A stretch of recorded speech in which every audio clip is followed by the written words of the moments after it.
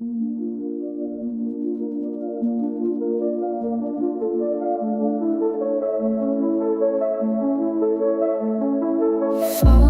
in the moment, can't find my breath. Your voice on the line, it's a scream in my head. I should be moving, but I'm stuck in place. Heartbeats flutter, lost in space. I'm reaching out, but it feels so far. You're breaking down and I'm falling apart. I want to help, but I don't know how. Every step feels impossible to put down. I'm paralyzed, can't find the words, caught in the silence, nothing's heard. Wanna bounce to you, but my feet won't move. What do I do? What do I prove? When everything's crashing down, I'm lost, can't make a sound. Froze wide open, but it feels so far. You're breaking down and every word's a spark. I'm trying to be strong, but I'm breaking inside. Can't fix what's broken, can't turn back the tide. I'm paralyzed, can't find the words, caught in the silence, nothing's heard. Wanna bounce to you, but my feet won't move. What do I do? What do I prove? When everything's crashing down, I'm lost, can't make a sound. Eyes wide open, but the world's gone dark. Every thought's a shadow, every word's a spark. I'm trying to be strong, but I'm breaking inside. Can't fix what's broken, can't turn back the tide. I'm paralyzed, can't find the words, caught in the silence, nothing's heard. Wanna bounce to you, but my feet won't move. What do I do? What do I prove? When everything's crashing down, I'm lost, can't make a sound. In the quiet, I'm screaming inside. In the dark, I'm searching for light. But I'm stuck in the middle, nowhere to go. Trying to be the strength you need, but I don't know. Is represented here. These are people visiting us from different parts of the world. It's a pleasure to be able to welcome you. Here at home we've already sung, we've worshipped. We spent the first hour together, and now is the moment to connect with the rest of the virtual church. Those that watch and listen from different parts of the world. It's always thousands and thousands. We get about 1 million views during the week, and we're very happy. Before I transmit what I believe God told me to tell you, I'm going to give a small summary for those that are joining us just now. We got to Cuba a while ago. It was tough for us to enter the beloved island, but we were able to do so, and we bought some land. Then we began to build some homes, something that has never been seen on that island. It's not a mansion, but it has the comfort and quality that maybe the majority of people in Cuba can't have. Access to running water, access to natural gas, access to like electricity and light. To be able to have a TV or a refrigerator full of groceries. We decided to bless 6 families. We already met one a few weeks ago. We met the first one that we gifted a home to. And so, remember, we have 6 homes to give away. This is another elderly couple that we're going to get to know today. They are already living in the home. It's just that we're watching it today. They're also watching. And they were surprised. I want us to be surprised as well. This is the second story of what your seed, of what you have sown, what our seed can do. This is River in Cuba. Here we go.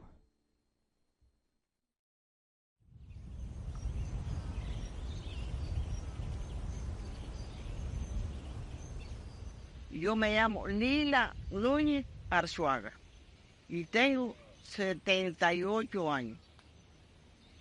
Amable León Castillo y tengo 86. ¿Hace cuánto viven en esta casa? 22 años.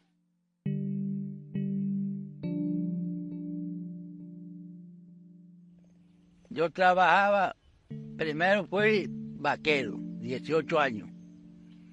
Después fui agrícola, otros tantos. Yo soy ama de casa. No, yo trabajé tejiendo mucho para el taller, para los talleres de aquí, y hasta cosí sombrero. Trabajé por gusto, como dicen. Esto lo aprendí yo hace años con mi papá. Pues me conversación yo con la come. Nada más veo de este ojo que tengo operado, pero yo no veo nada. Entonces es así como ya no es fácil. Quería hacer un negocio ella. Porque ella tiene uno y yo también nada más tengo uno. No me saco el metro por tú haces todo lo que es. No quiere. Está nervioso de una manera. Yo le doy los ojos míos a ella para que ella haga todo lo que hay que hacer. Ay, no es bobo. No es por romántico. Es para ponerla a trabajar. Para ponerla a trabajar. Ay, amable. Oiga. Yo sí hacía sombrero, pero ya no puedo. Virginia es la que hace, ¿ves? ¿Eso los hacían ustedes? Sí. ¿Y para cocinar cómo hacen? Tenemos un fogoncito ahí de leña, pero tenemos uno que es mejor cocinar allá afuera con leña, porque eso es lento y eso es inventado, un fogón inventado ahí. Dicen que ese es eléctrico, pero yo no le veo ninguna velocidad. No. Si es eléctrico, es lo que es un chupa corriente.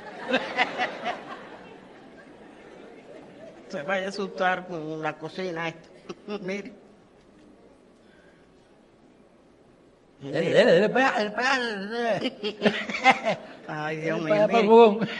Aquí es donde yo cocino, en ese fogoncito inventado. Pasar un café 2 horas.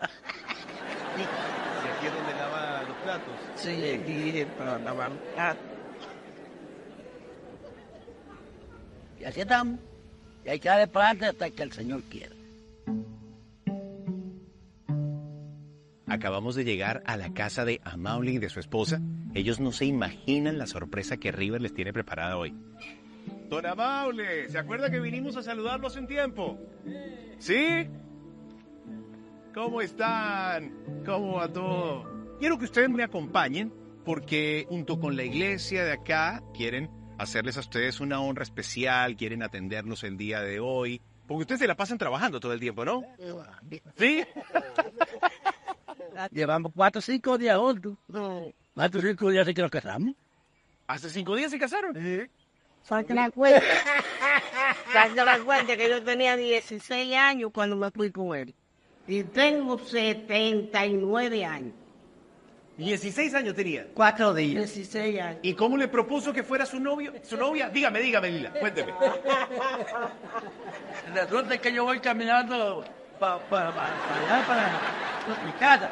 Cuando eso así, me quiero casar contigo, ya ahora mismo. Ya. Ella le dijo. Pero no. ¿Qué usted quiere que yo haga? Amable. ¿Qué usted quiere que yo haga? Bueno, están muy elegantes ustedes. ¿Nos vamos entonces para la iglesia? Vamos.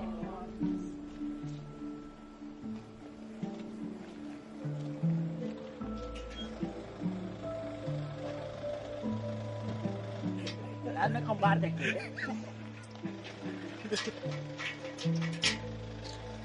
¿Cuál?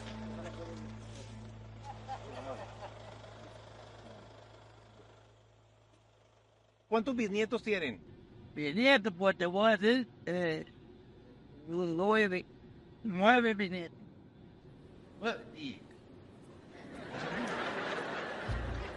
Está el de Chile, los de Nairo son 2, los de Yamilé, los de Magal, los de Yadira, el de Yadira.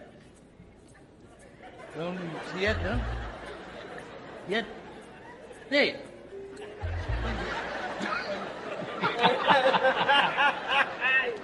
Ay, sí, son 10.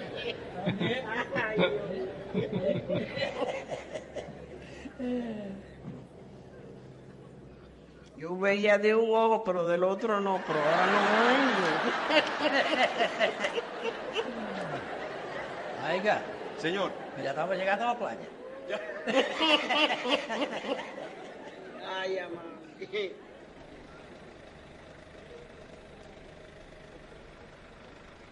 Hay que seguir bajando, ¿qué onda? Uno más. Pero está empezando a llover, así que vamos rápido. Como yo les decía, les tenemos una sorpresa. Es una recompensa, es una honra que viene de parte del cielo para usted. Pueden quitarse la venda. Gloria a Dios.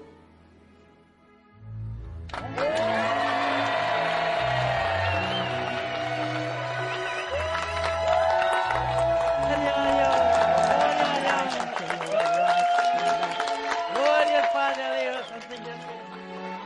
De parte de Dios, les queremos hacer la entrega de su nueva casa. Gracias, Padre. Gracias, Cristo. Gracias, Espíritu Santo. Dios. Bendito sea por ti, Gracias. ¿A dónde? Ahí o aquí. Gracias. Gracias, Señor, gracias.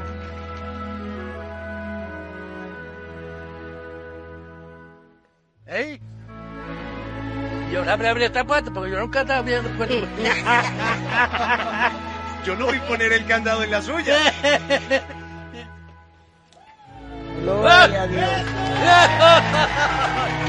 Gloria al Padre, al Hijo y al Espíritu Santo. Gracias, Señor. Gracias a todos mis hermanos. Gracias. Mira, Lila. No te caigas. No te vayas a caer. ¿Qué clase de joya nos han regalado? Que a Dios los bendiga y que le multiplique.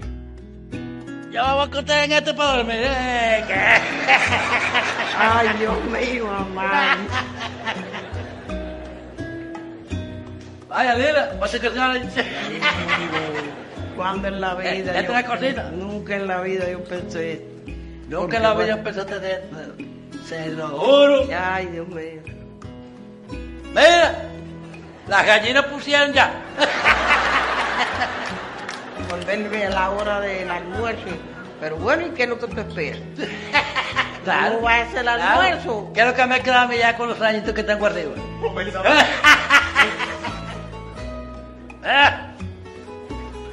Ay, Dios mío. Mira, pay. Óigame.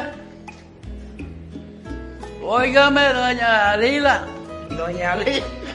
Aquí tiene usted para que se bata sabroso. Ven, baño.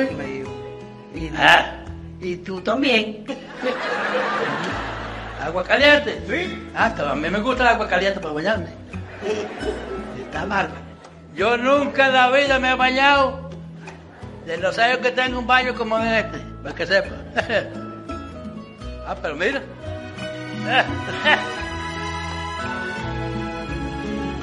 Eso es un pedregado que hay aquí en la mía. Ay, Dios mío. Un señor colchón. Oye. Está bueno, este está bueno. rico. Está bueno, está bueno. Está bueno. Ya me estrené primero que tú. Bueno, pues yo lo voy a hacer primero que tú.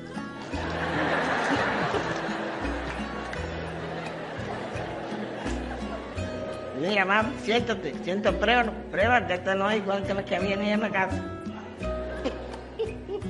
Ah, no, aquí me siento molesto. Ay, Dios mío, mamá.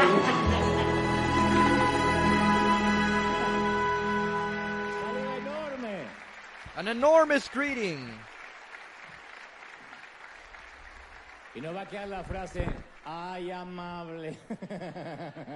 And we're going to keep the Creo phrase, que eso tú sabes ay, que eso es lo que amable. puede cambiar la That's vida your seed. That's what can a change dos ancianos que the lives of two elderly people that sospechado que never la would vida have le podía suspected cambiar a esa that their edad. lives could change A at los that 80 y age, at the tantos age años, of un 80 regalo sin something. nada a cambio, It's con a todo gift, pago, asking nothing in exchange, everything paid.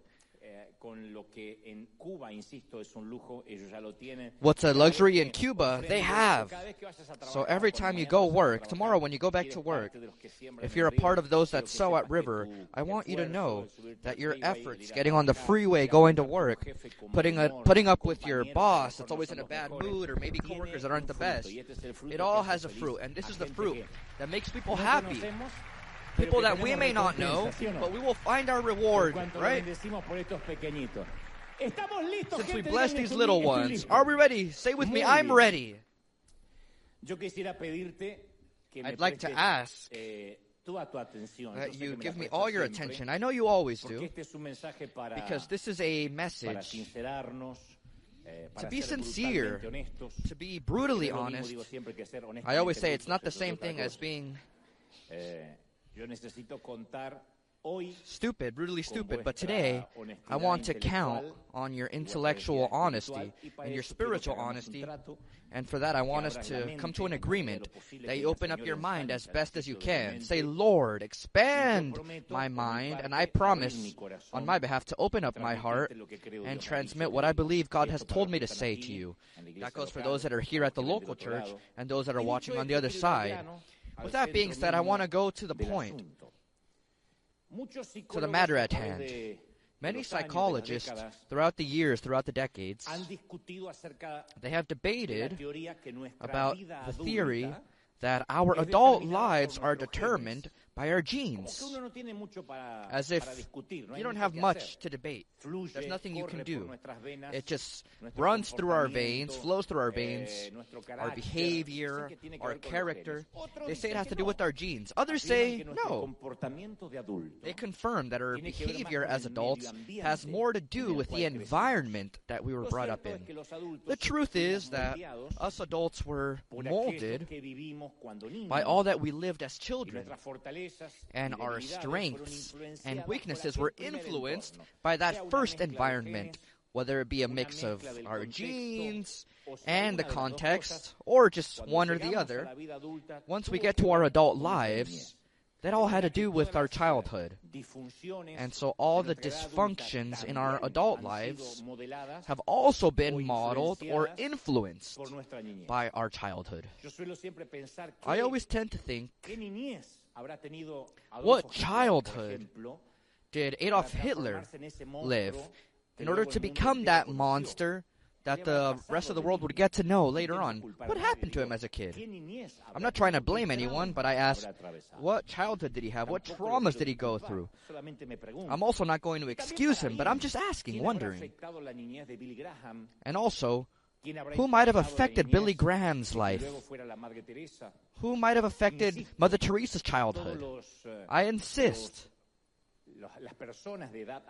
All adult people and the fruits of that adult age are rooted in our childhood, in our self-esteem, in our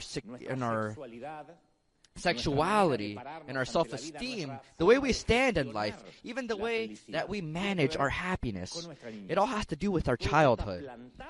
All this is planted. Whether we like it or not, it's planted on the footing of our first experiences, our first memories, our biases, our definitions. And within each adult, within each and every one of us, we will find the small child that preceded that adult. That child is there. They've survived. They're inside that adult body. There's a psychological concept to describe children that cannot develop physically, whether it's because they were not well fed, or maybe they didn't receive the necessary affection. And that syndrome is known in the medical field as dwarf depravity. For some reason, they weren't able to grow and develop. And in spiritual terms, there are also many adults that are dwarves when it comes to their emotions and personalities. And this is due to many deficiencies. Maybe not necessarily in nutrition, but maybe in the affection they received. The heart of a child can be wounded in many different ways, especially when at some point we're asked to grow up or mature way too quickly, maybe due to some misfortune. We have to skip certain stages, a day comes along when the child within us dies. I was reading the story of an adult that shares that at the age of 8, his mother and his father, or the man he considered to be his father, called him into the dining room and said, "This man that you call father is not your actual father. Your real father abandoned us many years ago." His mother said, "I remarried, and so now this is your stepfather." And the adult, now recounting the story, says, "I can remember every single detail from that morning. I remember the smell of the coffee, the color of the sofa, the sound of the birds singing right outside the window. I remember the dress my mom was wearing. I remember the cookies that were on the table. Every other memory in my life has been erased, but that moment remains in my mind like a photograph. That's where time stopped. That was a point of inflection. And that was the day of the funeral of my innocence. That's the day I stopped being a child. It's not that I hated my stepfather. It's just that I realized that I had been lied to for a great part of my childhood. Then I read about another man that when he was 10 years old, his father killed himself. And his father left him a note saying, "I love you, I adore you, but I don't want to continue living. I just want to tell you that I love you and I want to leave you this watch." And so the man sat in the garage, he turned on the car and closed himself in with that carbon monoxide. It was a Saturday.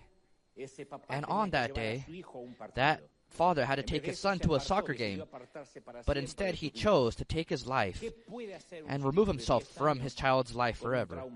What can a 10-year-old boy do with a trauma like that? Because his life ended. Life ended just as he had known it on that Saturday morning. The writer Mark Twain once said that when someone that we love profoundly dies, it's like when our house catches fire. Many years go by before we understand or comprehend the extent of the loss. You don't really realize what you've lost when they let us know that they've passed, or during the funeral, or even while you mourn. After many years, you begin to miss that person. Maybe on your wedding day, or in the case that a father or mother dies, you wish you could have shown them or had them meet your grandchildren. You realize your losses many years later. I read about another adult that said, "My father was a missionary in Africa, a Christian pastor, a preacher, and I always felt that he thought the Africans were more important than his own child. And I used to think that if he had a picture of a child in his wallet or in his phone, it would be an African child, not myself." And so now this son of preachers finds it difficult to get close to God because he sees God as the person that stole his parents from him when he was a child in need of affection. So this type of rejection can be sometimes even more subtle than these examples. But it's certainly a wound that marks our future. And that's the central goal of the enemy, to separate us from the Father.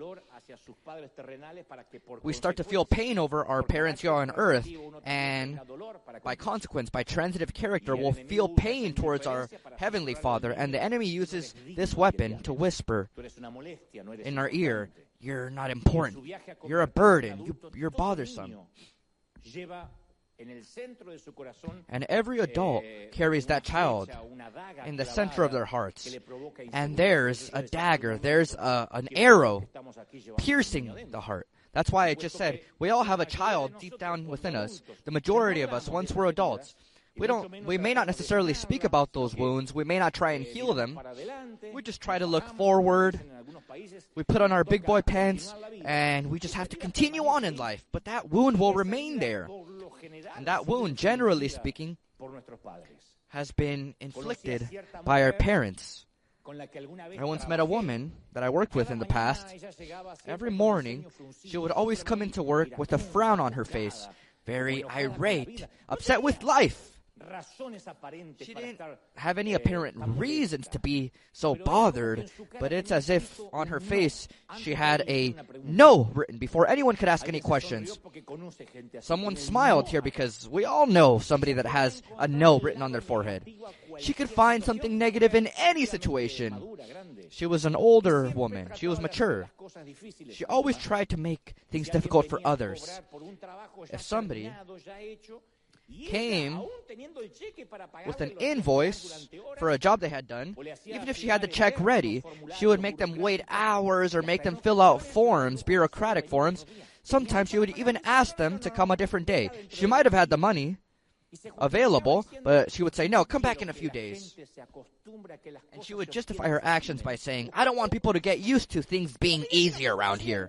But as I got to know her, I know at this point you all hate her without even knowing who it is, but as I got to know her more, I began to realize the miserable childhood that she had to go through.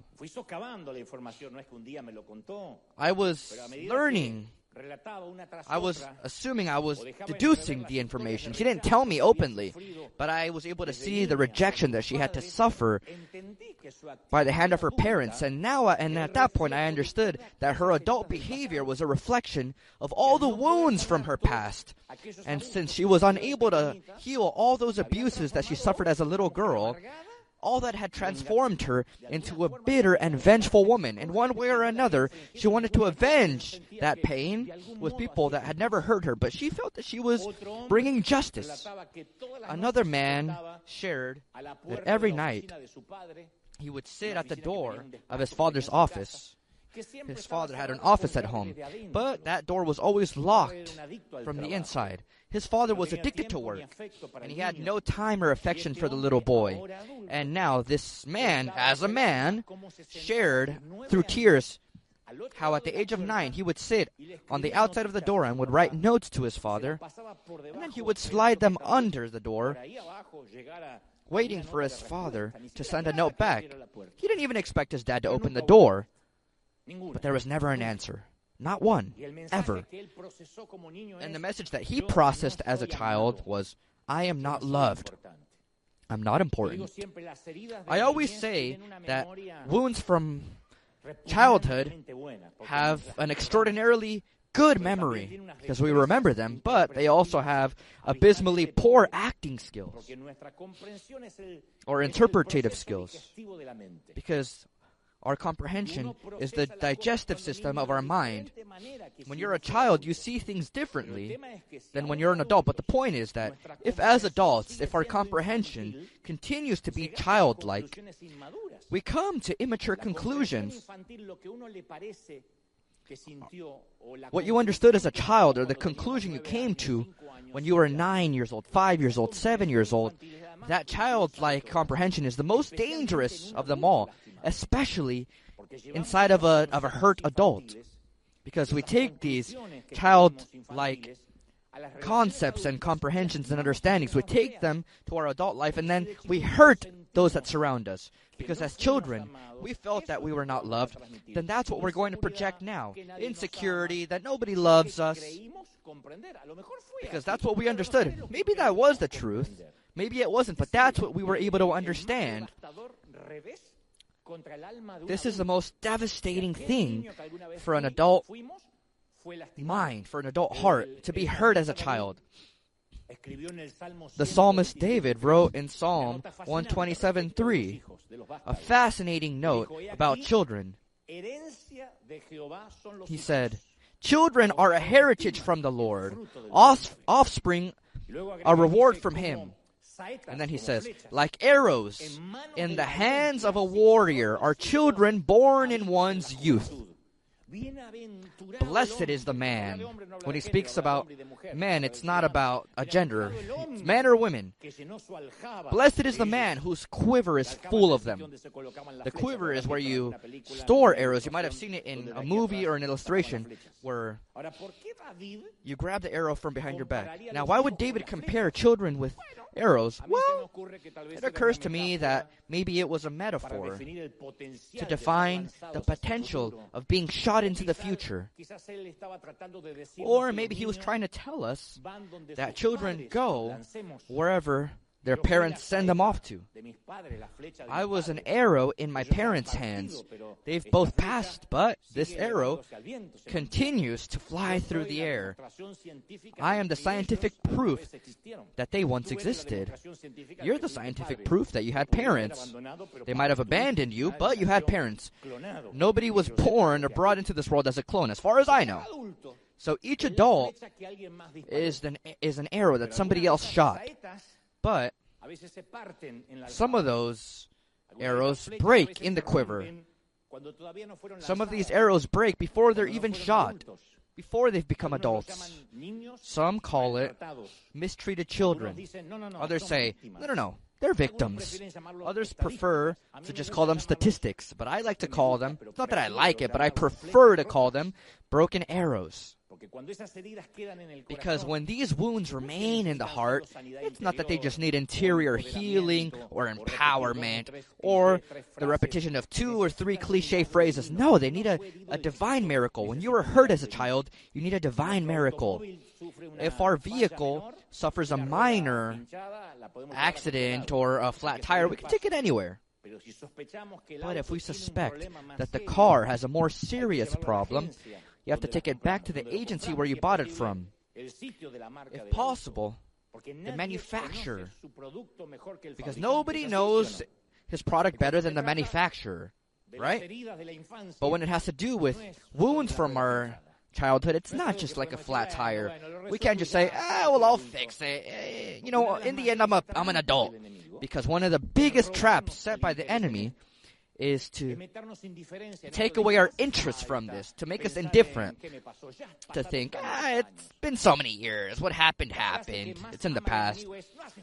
The phrase that the enemy loves the most is, there's no need to go back to the past, the Lord has made all things new, which is a great truth. There are some people that say, I don't know why there are preachers that are digging up the past when we can't go back to that old man. But etymologically speaking, it may be true. But people that tend to say, the old man is in the past. In fact, I know a preacher that's very legalistic, that condemns the whole world, and from time to time, he shares how his parents would beat him to death when he was a child. Just like the secretary or this woman that I met, from time to time, she would share a bit of her traumatic childhood. When you see someone that punishes and is irate and abusive, you'll realize that there's a scared, hurt child inside that was never able to heal. So even when the Lord makes all things new, if we don't allow the Lord to heal our wounds, we're going to continue hurting others. So let's agree that forgetting isn't just about acquiring amnesia. It means you have to allow the Lord to remove the infection and allow the wound to heal. Like when a bee stings you and you have to remove the stinger. Otherwise you won't heal. Once you take out that stinger, then healing is inevitable. And today is the day we're going to remove that stinger. We're going to allow the Lord to remove it from us. Life has taught me that the mother of any miracle is compassion. The father of any miracle is always the Lord, but the mother is compassion. The ability to heal is found in the ability to love that person. We can build the most beautiful temples, the most sophisticated arenas. We can decorate with lights, with the nicest upholstery, with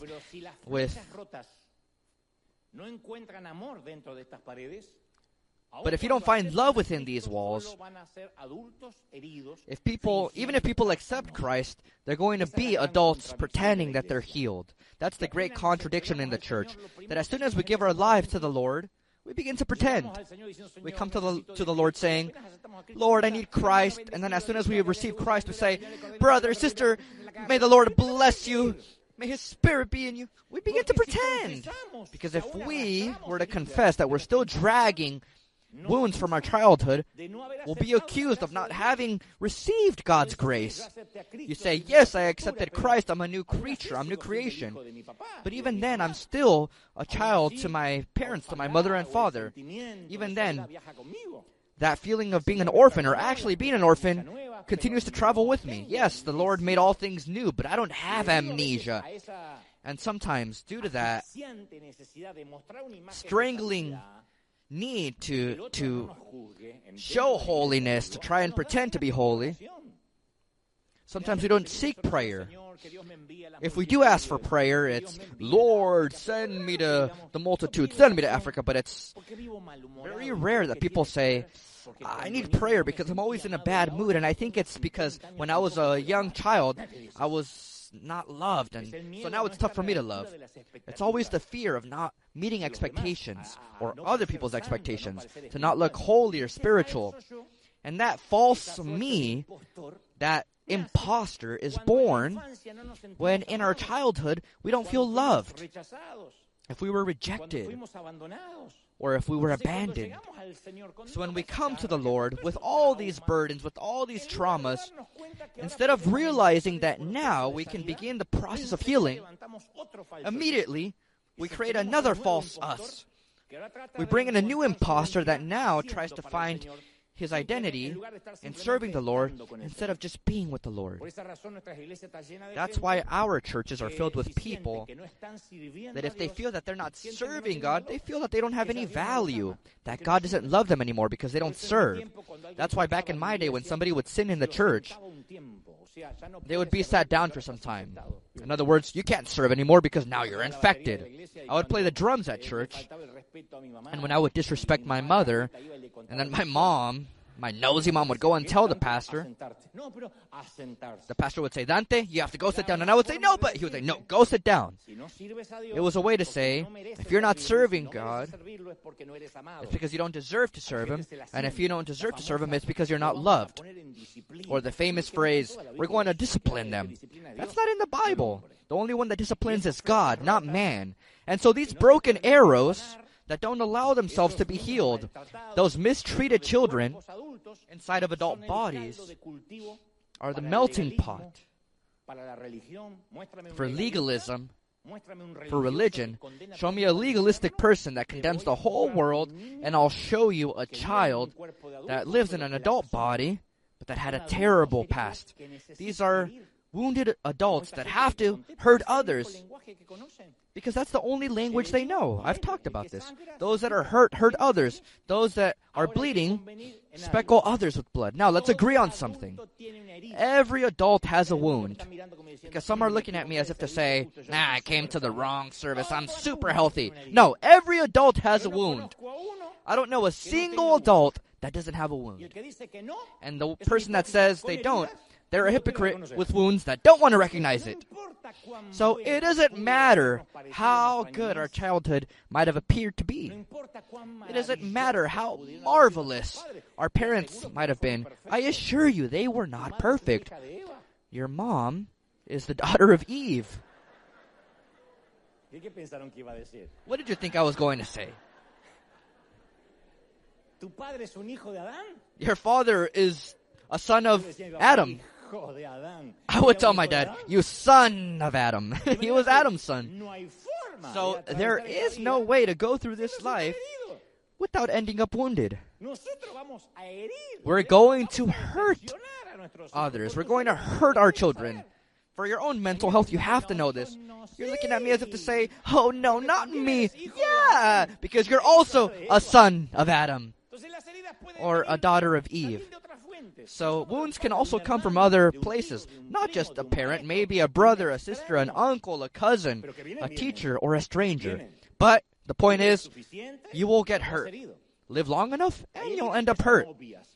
There are wounds that are obvious when it comes to physical abuse, verbal abuse. Let's not even talk about sexual abuse. These are more explicit attacks. But then we have passive attacks that are pernicious, silent, like cancer. And these remain until your adult life. And due to the fact that they're subtle, they may not be recognized as wounds, and by consequence, they're more difficult to cure, to heal. Because if you don't recognize that you have wounds, you can't heal them. If you say, no, it was just a difficult childhood, well, the majority of us had difficult childhoods. But at one point, you have to expose it and say, I need a diagnosis. I want to know if I come from a childhood that hurt me.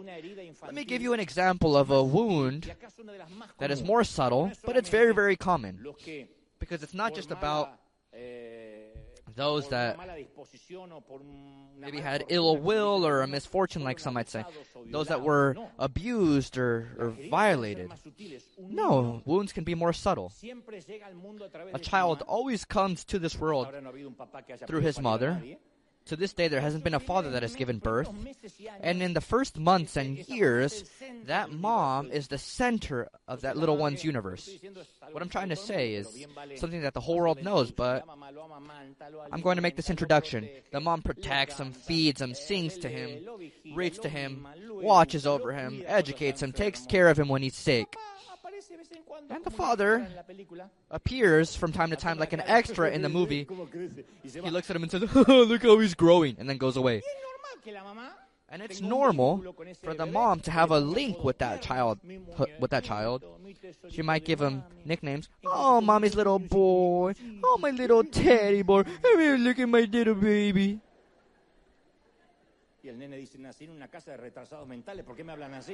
And the baby says, I was born to retarded people. Why did they talk to me this way? Hey, little baby. Now, no baby, no child wants to get to adulthood with that nickname. He goes to look for a job. What's your name? Mommy's teddy bear. So in the case of men, in one way or another, they try and get rid of that type of mom. Not that they stop loving her or liking her. They just try and show that they don't need mom anymore. They say, at one point they say, Mom, you don't have to take me to school. I can go alone. That's a very difficult moment in mom's life. And that's something that Eve suffered. To have to let go, to be replaced. And very few mothers can understand it as something organic or something natural. Something designed by God. Because femininity cannot confer masculinity. Femininity, as much as it wants to and as much as it loves, it cannot confer masculinity. My mom would call me dantecito, and that worked when I was little. But as I became an adolescent, my dad would say, hey, partner, come here, partner. And I liked that more than dantecito.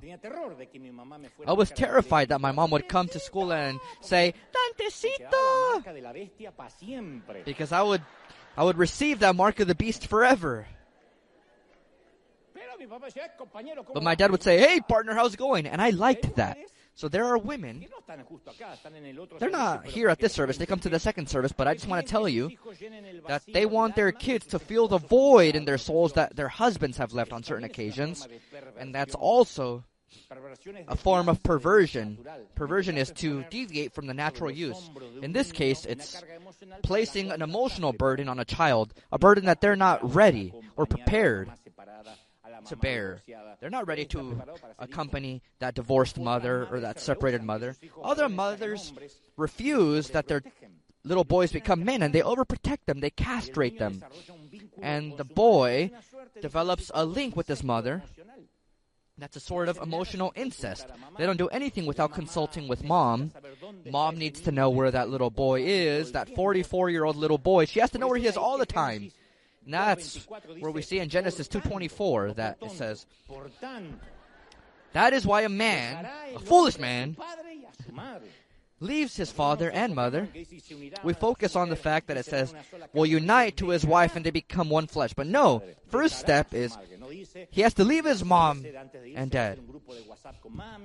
It doesn't say, before you leave, make sure you have a WhatsApp group with your mom, make sure she's tracking your location. No, he has to leave his mother and father. Sometimes when the mother doesn't want to let go of her son, especially as an adolescent, that's when they become rebellious. Even more so than the devil. In fact, the devil doesn't even come near them because they make the devil panic. The mother feels rejected. the son feels controlled, and both stop communicating in a peaceful way. It's no longer, oh, my little treasure. Now it's Ukraine versus Russia. I've gotten to know many adult men that feel resentment towards their mothers. They don't even call them, and they can't explain why. I asked them, well, is your mom complicated? No, but I once spoke with someone that was about 30, and he said, what makes me sick about my mom is that she continues to treat me like a little boy. She talks to me as if I was mentally retarded. I'm 34, 35 years old, and she always says to me, hey, did you eat yet?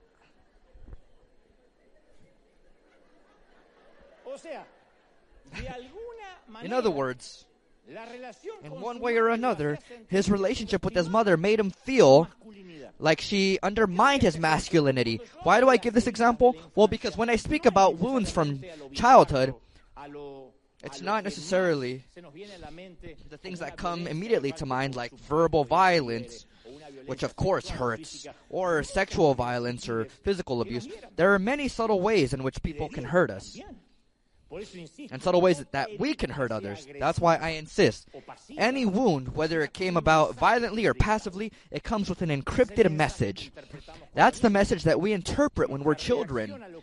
Our reaction to whatever we understand from that message is going to determine our personality and our way to face life.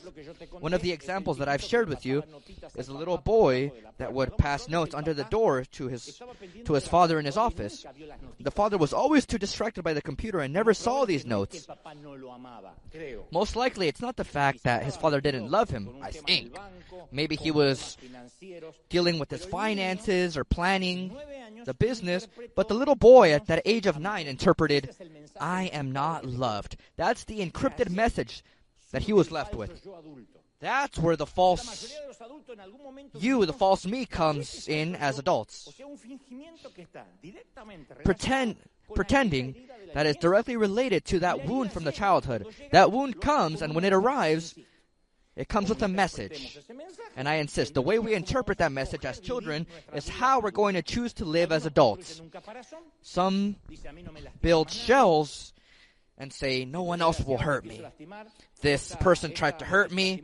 This person tried to hurt me. I won't get hurt by anyone else, so they become hard. They're always in a bad mood. They're vengeful, like the woman that I was talking about earlier. They don't realize that they're seeking vengeance because it's their subconscious that manifests in this way.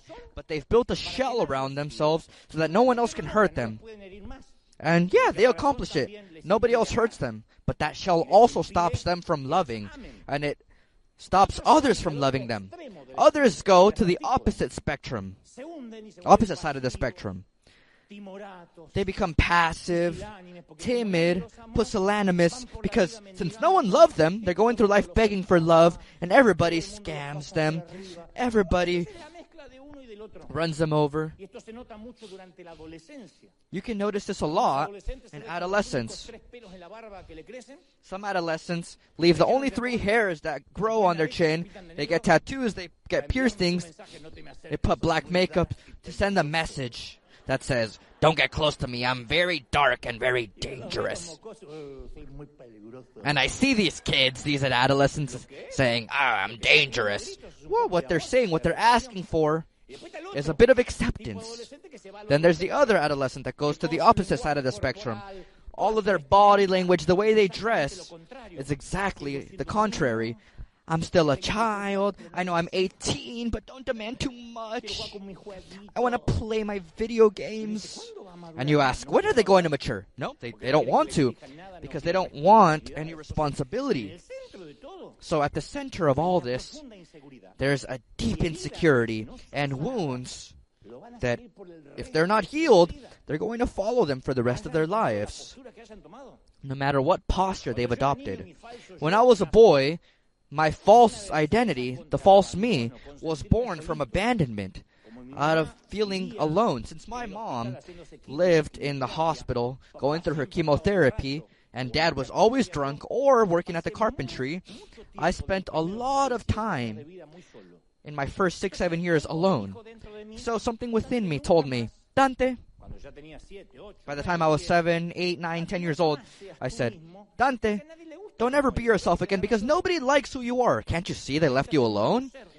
Make up a new being, an avatar, that the whole world can admire, and no one will know who you truly are. So I became a good boy. I was courteous, discreet, a gentleman, and an Argentinian. Huh. I read a whole lot. I drew a whole lot. But I always felt accused with the terror of abandonment and the sensation that there was no one there for me, that nobody loved me.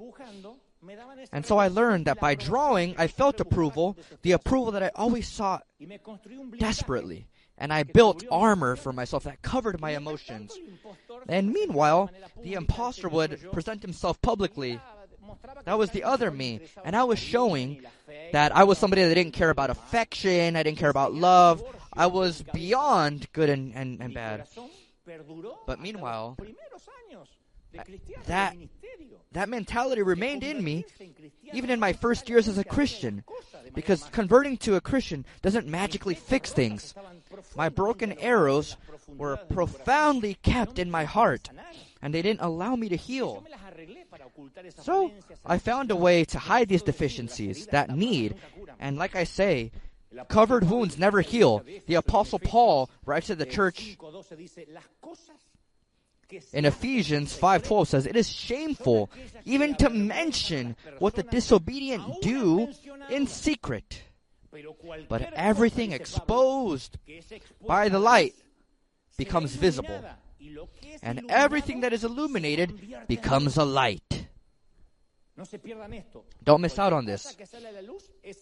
Everything exposed by light becomes visible. It seems childish.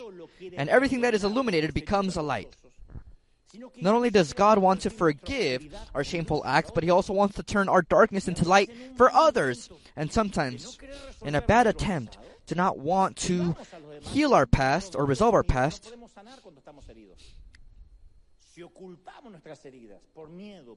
we don't allow others to benefit from our gifts. If we don't expose our wounds, then God cannot use that to heal others.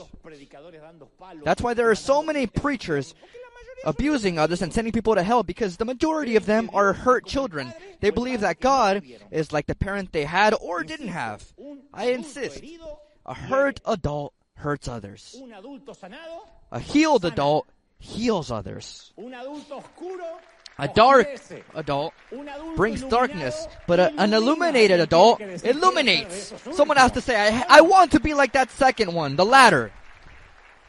Now, God doesn't desire that our story ends this way. Well, you're a broken arrow. So you have to remember that Jesus, when He taught about the heart of the Father in the parable of the prodigal son in Luke 15:20, He says, "But while he was still a long way off, the prodigal son, his father saw him and was filled with compassion for him. He ran to his son," the father did, "threw his arms around him and kissed him." And they weren't just little kisses like Argentinians. Mwah, mwah. No! They were Middle Easterners. They didn't really kiss much, but there was so much compassion that He embraced him and kissed him. God will always come out to look for the little boy or little girl. It doesn't matter how old we are. God will always come to rescue that child that we were. That child that disappeared. That child that was abandoned or set apart. There's a magnificent passage in Jeremiah 31:20 that says, "Is not Ephraim my dear son, the child in whom I delight?" I don't think there's a more tender passage in all of Scripture. My dear son, the child in whom I delight. Though I often speak against him, I still remember him. Therefore my heart yearns for him. I have great compassion for him. I like to replace Ephraim with Dante. And you can replace Ephraim with your own name, but I like. Is not Dante my dear son? The child in whom I delight. Now put your name. Though I often speak against him, I still remember him. Therefore my heart yearns for him. I have great compassion for him. When my self-esteem wants to be damaged and remember old wounds, I remember that I delight the Lord. He feels compassion, great compassion, and he heals all my wounds. And so God brings that love and that healing to the orphan deep down inside of us. That child that needs to know that he or she is loved. As adults, we tend to be ashamed of our wounds, but it shouldn't be that way. From the beginning, our destiny was to be completely dependent. Like Jesus said in John 15:5, I am the vine, you are the branches. If you remain in me, and I in you, you will bear much fruit. Apart from me, you can do nothing. And he's not making fun of us. He's not saying it like, oh, I wish you could mature. You shouldn't need me so much. No, we were made to depend on God. And nothing within us works well without that union with Christ. But there's a bad part within us that by any means, it tries to make us not depend on God, and especially us men. It's tough for us to say, yeah, I want to depend on God. It's like we feel that manliness, where we want to show ourselves as Wolverine or James Bond or Tony Stark. Those real men that all they have in common is that they don't need anyone. They're solitary. Or a Rambo that says, all I need is my knife. Oh. Your husband with a knife can't even cut up a piece of salami. And in the evangelical church, something similar happens. One day a spider bites us, or we receive a dose of gamma rays, and we become a super anointed apostle. And from that day on, we become empowered. We don't depend on anyone. We're not subject to any human authority. We have God's phone number and WhatsApp. And we dedicate our lives to fighting crime and sin. And we believe that we don't need anyone, not even God, because that's a sort of weakness, or that's what we believe. But Jesus himself did not doubt in showing his dependence on his Father, the one who cast out a legion of demons, the one that calmed the winds in the water. He lived his life depending on the Father. In John 5, he says, very truly I tell you, the Son can do nothing by himself. He can do only what he sees his Father doing. And John, he also added, the words I say to you, I do not speak on my own authority. Rather, it is the Father living in me who is doing his work. It wasn't a reason for shame for Christ to depend on the Father. He actually boasted about his relationship with the Father. And sometimes, as adults, we feel, because we're so foolish, we feel that recognizing our wounds is a fountain of shame, weakness, dependency. And sometimes we act like those families that try and hide everything. I came from a family like that. My family's second last name was Gebel, hiding everything. The way our family...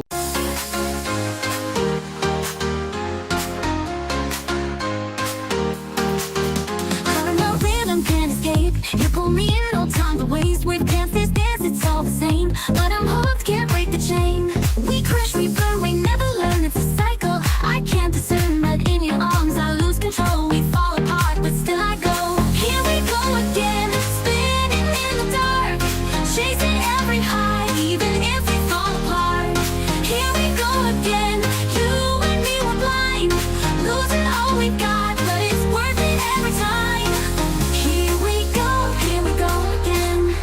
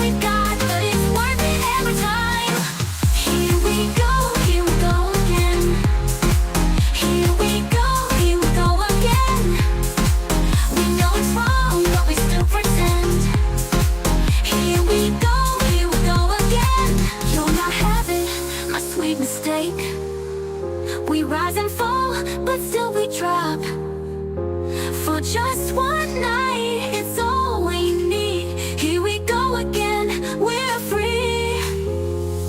Here we go again, spinning in the dark, chasing every high, even if we fall apart. Here we go again, you and me were blind, losing all we've got, but it's worth it every time. Here we go again. Here we go again. We know it's wrong, but we still pretend. Here we go again.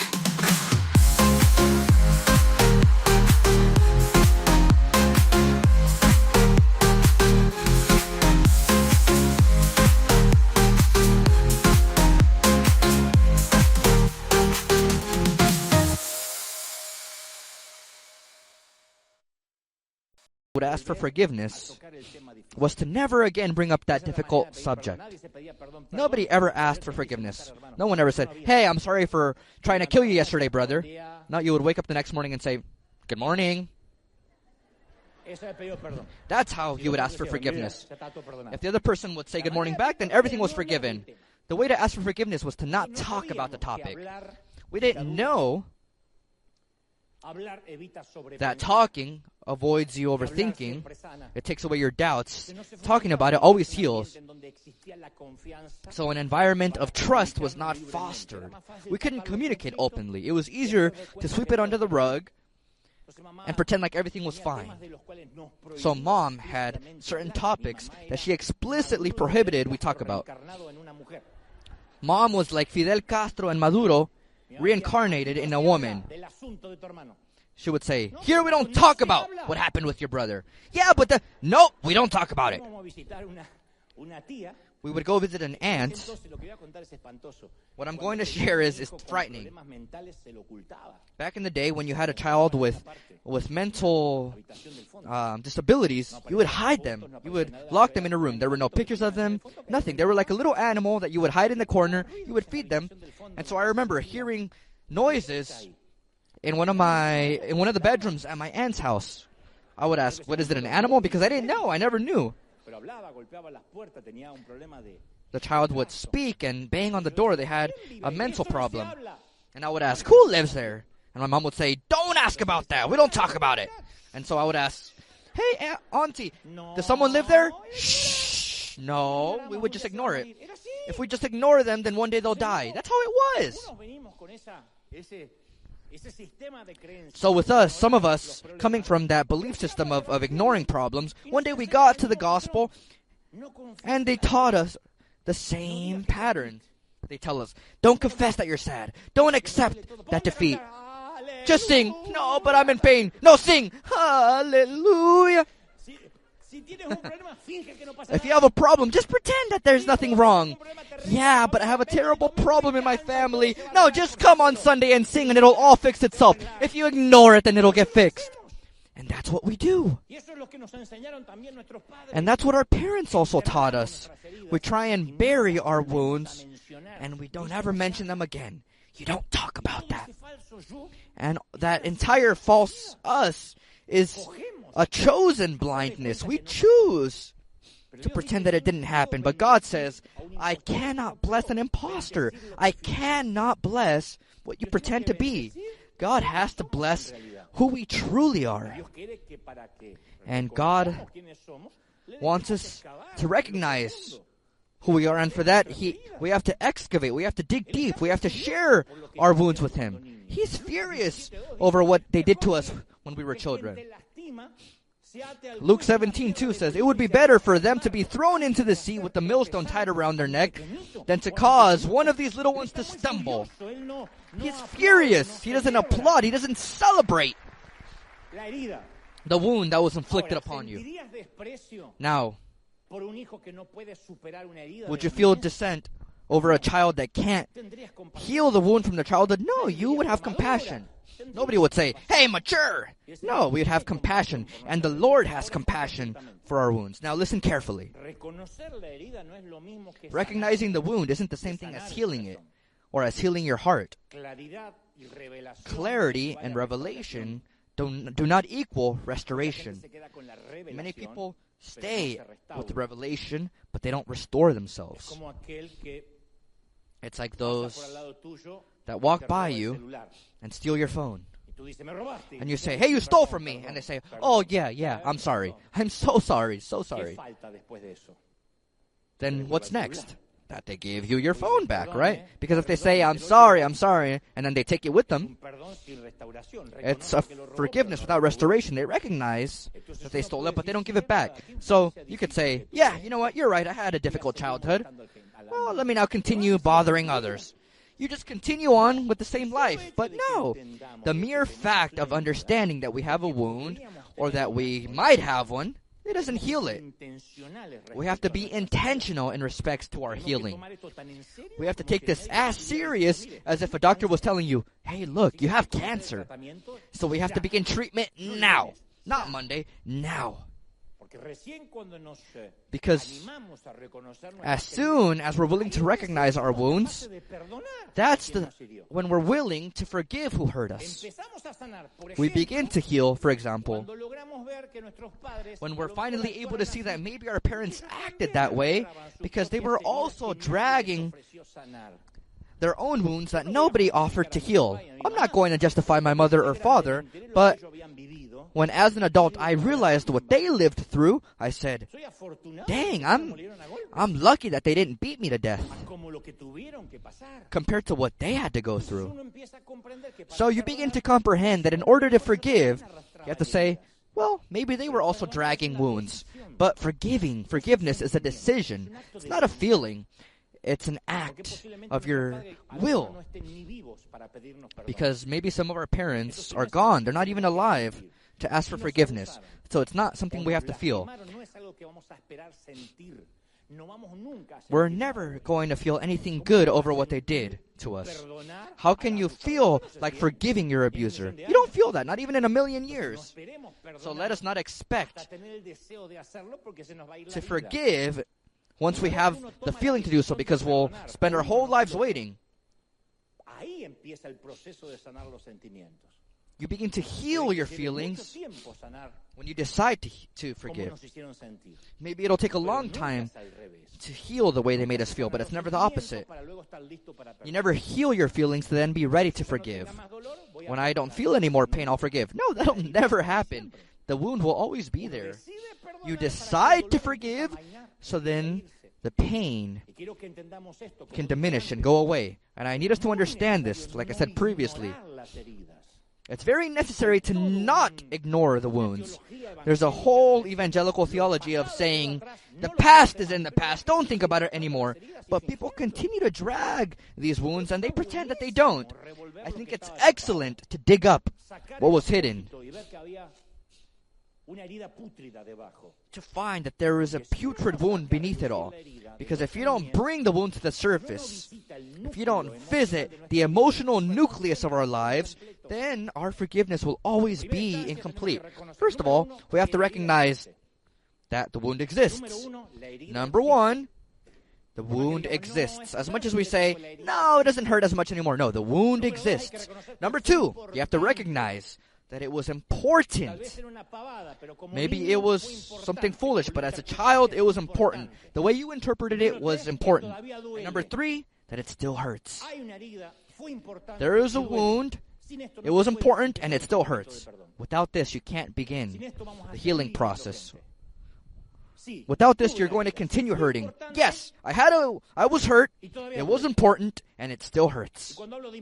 And when I talk about importance, I gave all the examples, the whole spectrum. It doesn't necessarily have to be an abuse or rape. Sometimes it can be just indifference or being mistreated or ignored. But recognize, yeah, for me it was important. Only then can the forgiveness process begin. But if we say, no, I'm past it. It wasn't important for me. I almost forgot it. I can't even remember it. That's what my dad would say.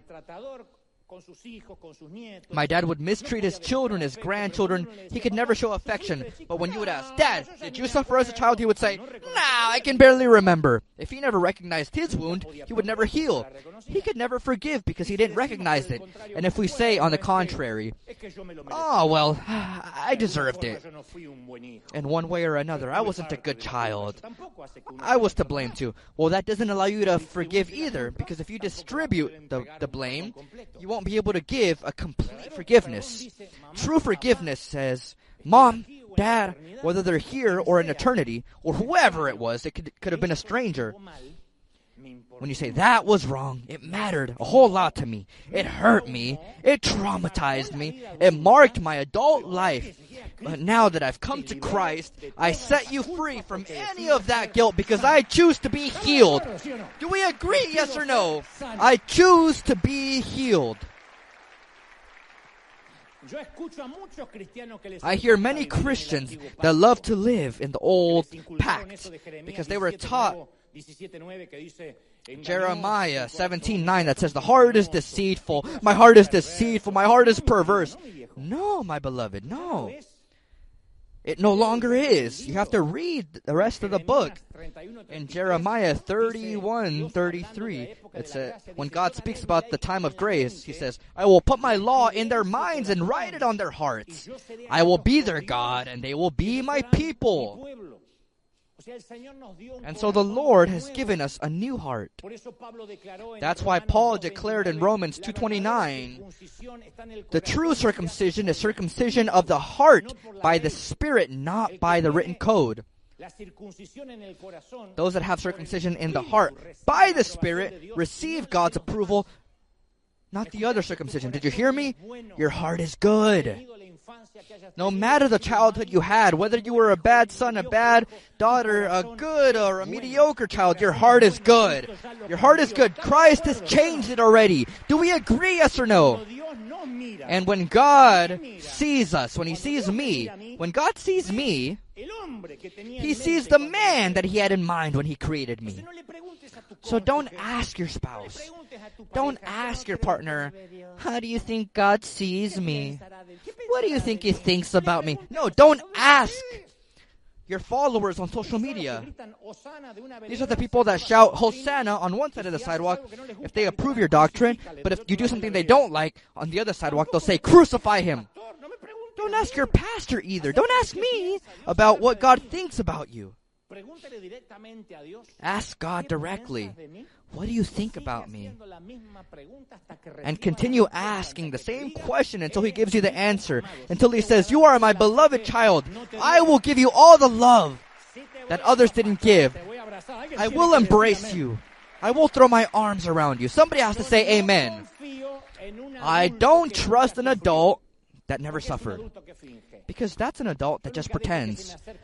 I never allow an adult to come to me, an adult that has never faced a wound. Those that hide their wounds, those that act like superheroes, tend to be frauds, scoundrels. They just sell smoke. Who would we call at 2 a.m. when everything collapses around us? Who would you call? I wouldn't call a motivator that makes me repeat phrases. In those moments, I don't want to hear cliches or made-up evangelical phrases. I want someone to tell me something profound and moving. So I would call someone that has gone down the same path that I'm currently going down. If you have a problem in your marriage, you don't want to talk to the sister that comes and says, may the devil not separate what God joined, sister. If I can put up with my fat man, you can put up with yours. No. You want to speak to a woman that won't ask questions, that says, I understand you. I didn't come here to judge you. I just came here to give you a hug. I didn't come to gossip to see what happened, to see who cheated on who. No, I just came to be with you. If you're battling against an addiction, you don't want somebody to come along and rebuke you and tell you to give up your hidden sin. No, you want somebody to say, you know what, I'm also battling, maybe not with this, but with another addiction. So you help me and I'll help you. Only someone that can recognize their wounds can have the power to heal, like the apostle said. Those that are illuminated also become light Only when we allow ourselves to heal can we heal others. If not, we'll go out and judge and avenge ourselves with others. And so that's why before we finish, I want to give you something that I once read, but it's dedicated to all the broken arrows that at one point broke in the quiver, broke when children. An open letter to those that felt as young children that life produced a crack, and that determined your adult life until now. From time to time, I read this to myself, I repeat it to myself because it does me well. I'm speaking to the child I was, little Dantecito, the little partner. I say, little boy, little Dante, that child that I once was. I direct myself to you today after hearing this message, after so many years of absence, because today, finally, I see you again. I see him sitting there in a dark and lonely corner deep inside me. And you're there. You look so small, fragile, alone, tired of fighting thousands of battles, exhausted, because you've carried so many burdens that don't correspond to you as a child. I know you've cried, you've shouted, but nobody ever heard your begging. I know you've needed me, but I wasn't there, because religion taught me to ignore the past and to not heal you. So today, I want to ask for forgiveness, little boy, little girl, for an entire adult life turning my back on you. Forgive me for not wanting to look at you, for not wanting to listen to you, for not wanting to accept that you're a part of me.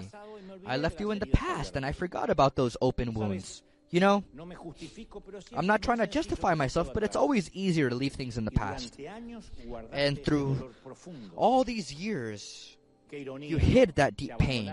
What an irony, right? They abandoned you as a child, and now, as an adult, I abandon you. You see that first wound, that first time you were abused, the first time you were bullied, the first time you were betrayed, and I abandoned you in that process or that task of trying to face the collateral damages. I'm sorry for not understanding that job wasn't yours. You didn't have the tools to face it. How is it possible that I ask a child to understand, forgive, and learn something from all that suffering? Thank you, because I know you did what you knew. I know you gave all of yourself so that we can get out ahead. Thank you for trying to communicate through all the means necessary that we needed to heal. Each anger attack I had as an adult was your voice reminding me that we're not going to allow ourselves to be humiliated again. And that's why I became an angry adult. And that's why I always want to abuse others. Every time I ask a partner for a little bit of love or sex, it's your fear begging me to not allow us to be abandoned. The times I didn't come close to people or show me as I am, it was your small hand saying, hey, don't expose us to more rejection. You always try to take care of me. With the scarce resources a child has, you always try to keep me safe. And I promise you that today, from here on out, after this message, you'll never be alone again. Because the kingdom of heaven is understanding everything as a child. Finally, I've found you, and I don't want to leave you alone anymore. I free you of your burdens, and I will allow God to carry out an open heart surgery on us until He heals us. Now I assume my role as an adult, and from here on out, let God and let me, little child, take care of you. I promise to do all that's necessary to heal the past. Our memories will never limit us again. They'll never control our adult lives. I promise to love you, to love myself, and to love God above all. I don't know how I ignored you for so long, and I don't know how you could spend so much time without me. When you say that to the child, that's when you begin to bring up that wound. Maybe you'll have to cry. Tears are a gift from God. That's why He gave us those tear ducts in our eyes, so that everyone can see that you're purifying yourself. We're no longer a broken arrow abandoned in the quiver. or an arrow that God has shot out into space again. And when someone asks you, you have to say, I'm a restored arrow that in this very moment continues to elevate through the winds. I continue on towards my destiny. Let's give a grand applause to the Lord of Lords. Hallelujah! Once you're on your feet, give a grand applause to celebrate that He has spoken today, that He has touched us deeply today.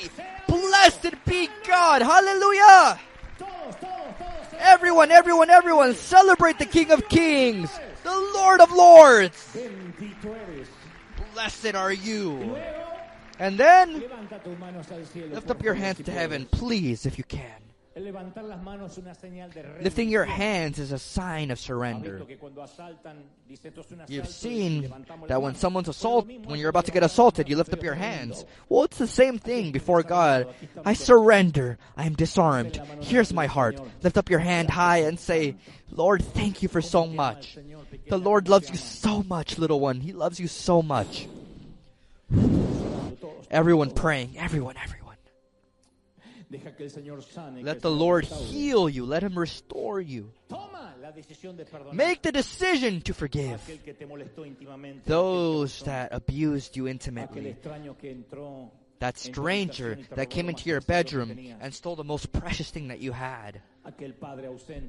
That absent father, that mother that abandoned you.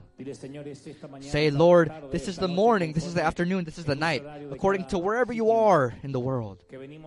Say, this is the moment in which we come to your presence to say, Lord, forgive us and help me to forgive. Everyone. Lift up your hands to heaven, everyone. Those that have the baptism of the Spirit, intercede as the Spirit gives you utterance. If not, open up your mouth, and the Lord will give you words to worship. But everyone worshiping, I would love to hear your prayer. Say, Lord, forgive me and help me to forgive. I liberate my parents from any blame, my stepdad, that uncle.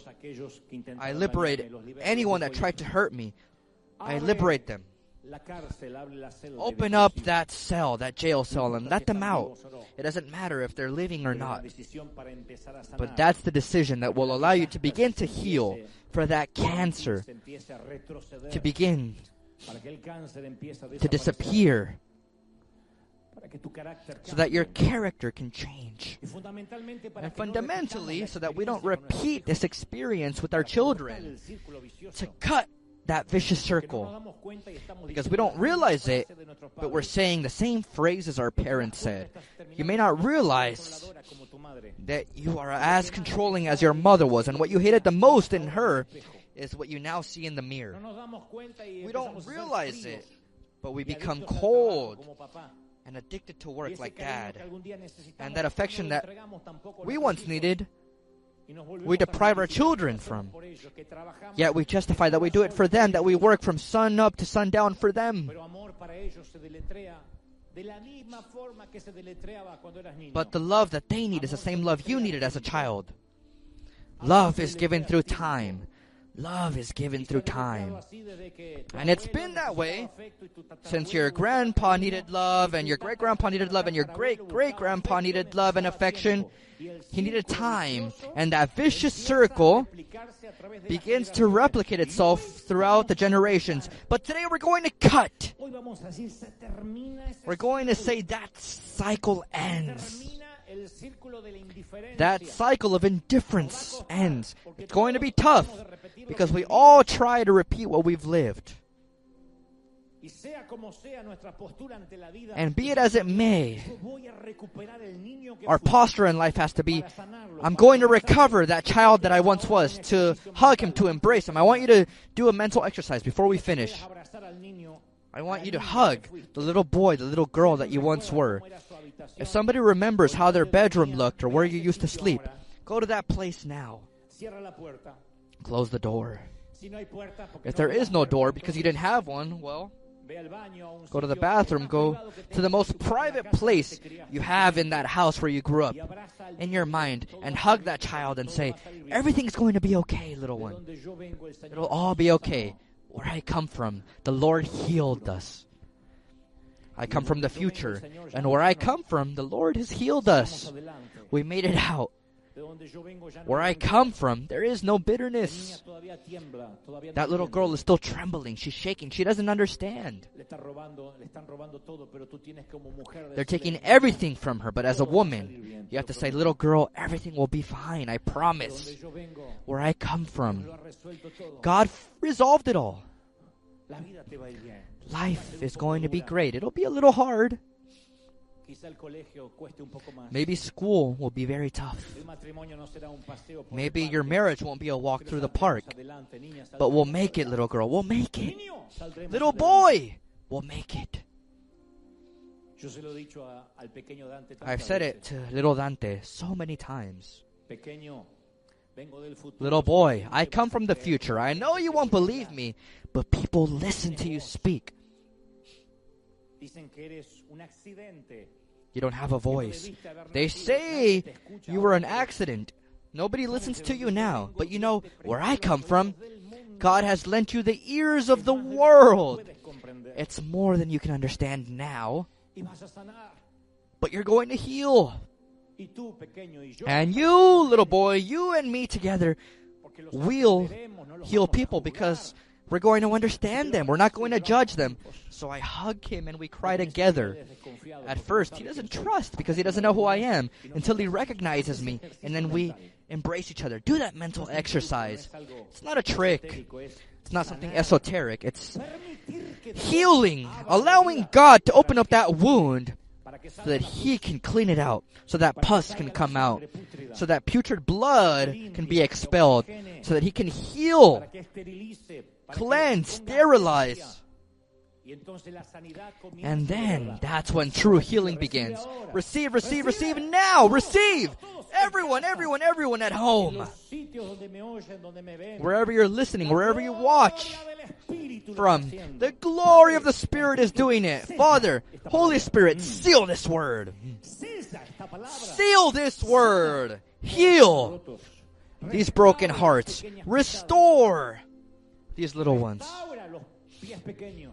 Restore these little steps, these little feet. There's a small foot hiding behind that foot that wears heels now. There's a tiny little foot behind that suit, that tie. There's a small little foot that needs to be restored and healed. Father, we heal these wounds. It won't be easy. It'll be an uphill battle. It'll be a treatment that we must intentionally begin. And now we'll also begin to be light and healing for others. Father, help us to be better parents, to be better moms and dads. Nobody teaches us how. Lord Jesus, teach us to not strangle or control others, to not be too liberal, to not become friends to our children. Help us to not be their accomplices. Help us to be understanding mothers and fathers. Let us never forget that we were as rebellious or even worse. Help us. Give us grace, Lord. Give us favor. Consider us. Because separate from you, we can do nothing. We want to elevate our arrows to the sky and shoot them far so that when we're not here anymore, they can continue their travel through space, just like us. Whole or broken, we were launched into space, and you've blessed us this far.